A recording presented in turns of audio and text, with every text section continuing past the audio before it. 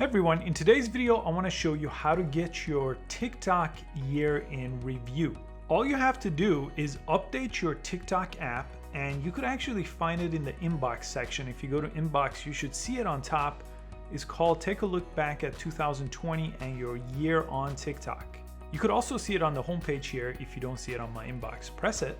And here it's going to show you the top viral videos and a lot of other stuff that you could explore. But to get your own, just press Get Started here. It's going to take a second to build it for you. And you can go ahead and swipe up here to get the whole story. And when you get to the end, you could actually post this video. Press post right here, and it will bring you to the post page on TikTok. You could still type out a caption. You could leave this hashtag. You could tag friends, and then go ahead and press post. And you should see it posted on your profile on TikTok, and you get a badge, a special badge, as you can see showing up on your profile once you publicly share that on your profile. And it's that simple to get your year in review on TikTok. Thanks so much for watching. Please give it a thumbs up, and I'll see you next time.